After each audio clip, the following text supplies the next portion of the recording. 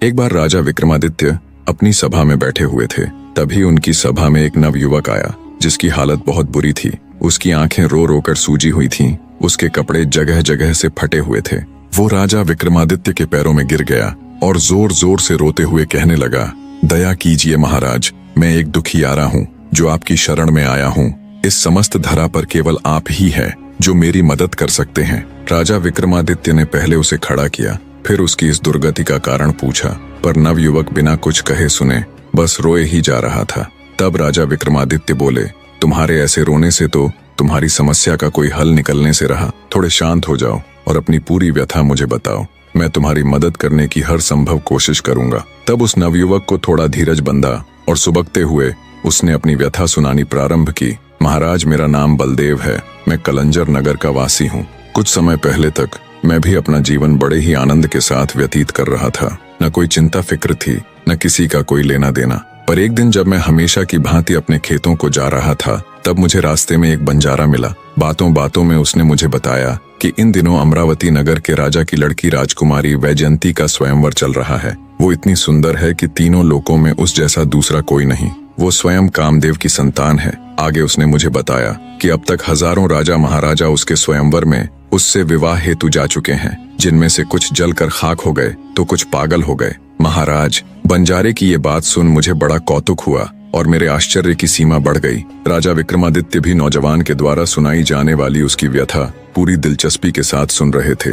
पूरा राज दरबार चुप्पी साधे उस नवयुवक की व्यथा सुन रहा था। आगे नवयुवक बोला, महाराज, जब मैंने बंजारे से जिज्ञासावश आगे का वृतांत जाना तो बंजारे ने मुझे बताया कि उस दुष्ट राजा ने राजकुमारी के स्वयंवर की शर्त अनुसार एक खोलते हुए तेल का कड़ाहा बीच दरबार रखा हुआ है। राजा की शर्त है, जो कोई उस खोलते तेल के कड़ाहे में स्नान कर जिंदा बाहर आ जाएगा, उसके साथ वो अपनी बेटी का विवाह कर देगा। महाराज, उस बंजारे की बात सुन मैं भी बड़ी उत्सुकतावश अमरावती नगर स्वयंवर देखने गया। पर जब मैंने खुद वहां जाकर सारा मंजर देखा तो मैं भी दंग रह गया। वहां हजारों की तादाद में राजा महाराजा आए हुए थे, पर उस खोलते तेल के कड़ाहे को देख किसी की भी उसमें उतरने की हिम्मत न होती, और जो कोई ऐसा करने की कोशिश करता वो कड़ाहे में उतरते ही जल भुनकर खाक हो जाता। महाराज, जब से मैंने राजकुमारी वैजयंती को देखा है मैं अपनी सुध बुद्ध खो चुका हूँ। अब तो हर समय मुझे वो नजर आती है। अगर वो मिले तो मैं जिंदा रहूं, अन्यथा मैं भी उस खोलते तेल के कड़ाहे में उतर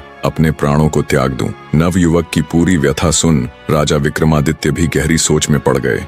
एक इश्क का सताया आशिक जब राजा विक्रमादित्य के पास आता है और कहता है, मैं जीऊं तो तब जीऊं जब मुझे राजकुमारी वैजयंती मिले, वरना क्या फायदा ऐसी जिंदगी का जिसमें वो न हो। तब राजा विक्रमादित्य उसे बहुत समझाते हैं, पर वो तो अपनी जिद में टस से मस न हुआ। तब राजा विक्रमादित्य बोले, ठीक है, अगर तुम्हारी यही जिद है तो यही सही।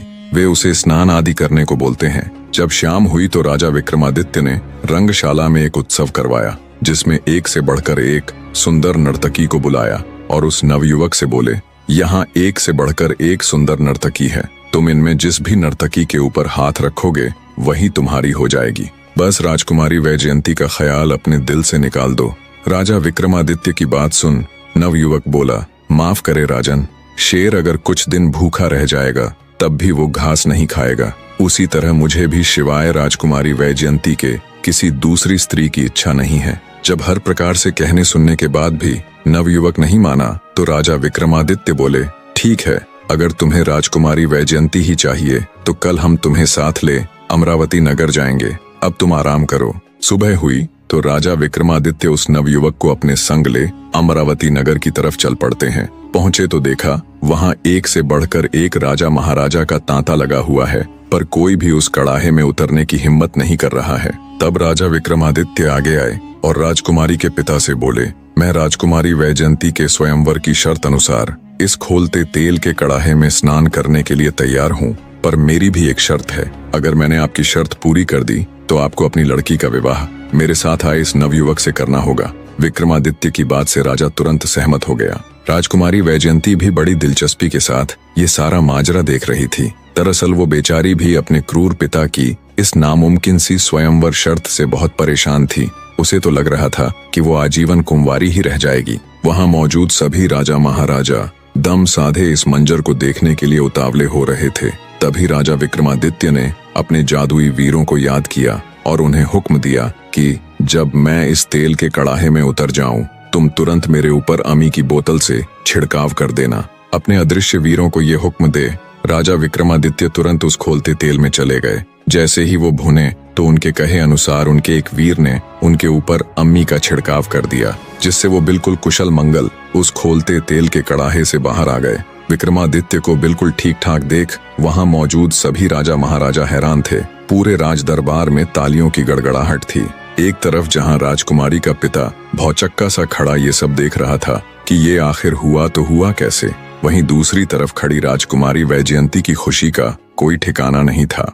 खोलते तेल के कड़ाहे में से जब राजा विक्रमादित्य जिंदा और बिल्कुल सही सलामत बाहर आए तो हर कोई हैरान था। पूरे राज दरबार में तालियों की गड़गड़ाहट थी। राजकुमारी वैजयंती की खुशी का कोई ठिकाना नहीं था कि आखिरकार कोई तो ऐसा आया जिसने उसके स्वयंवर की शर्त को पूरा किया।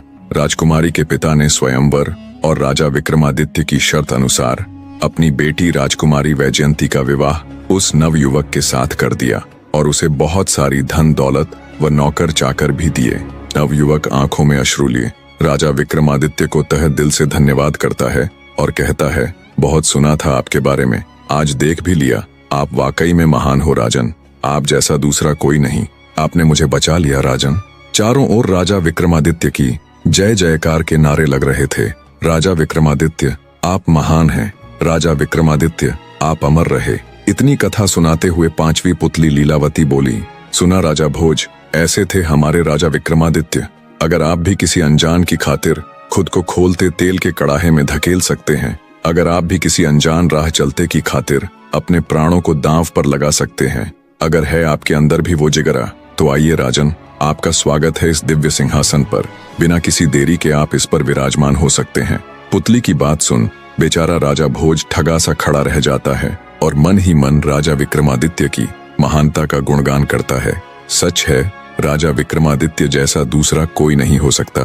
पूरा राज दरबार महान राजा विक्रमादित्य की एक और महान कथा का वर्णन सुन भाव विभोर हो उठता है। ऐसे करके एक दिन और निकल गया जब राजा भोज उस दिव्य सिंहासन पर विराजमान नहीं हो पाए। अगले दिन फिर दरबार सजा। अगले दिन फिर एक बार राजा भोज हिम्मत करके सिंहासन की तरफ बढ़े, पर जैसे ही वो सिंहासन के नजदीक गए, एक बार फिर दिव्य प्रकाश के साथ एक और पुतली प्रकट हुई जिसका नाम रविभामा था।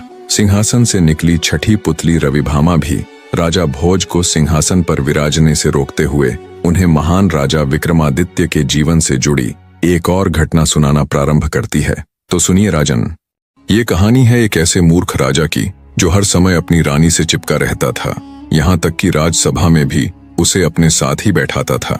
एक बार राजा विक्रमादित्य अपनी सभा में बैठे हुए थे।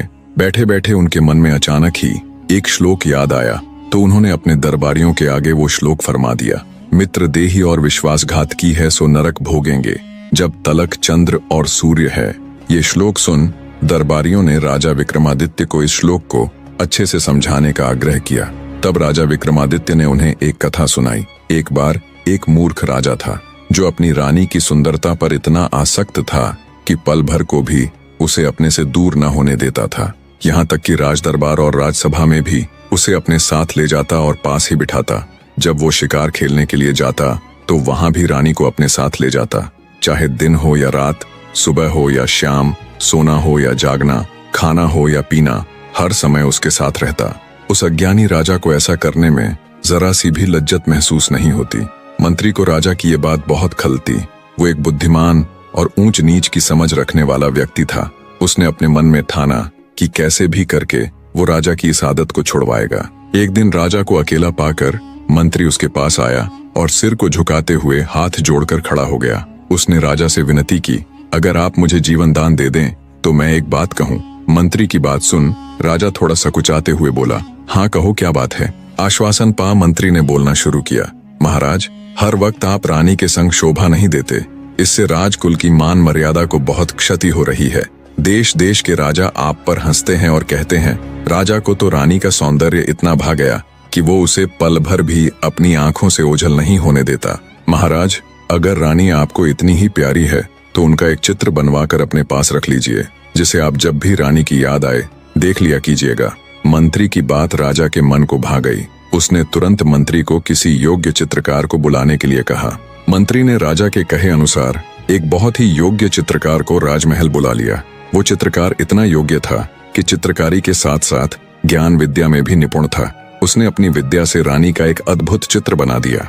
जब राजा ने वह चित्र देखा तो वह चकित रह गया। चित्रकार ने रानी के सौंदर्य की हर सूक्ष्मता को इतनी बारीकी से उकेरा था कि राजा स्तब्ध था।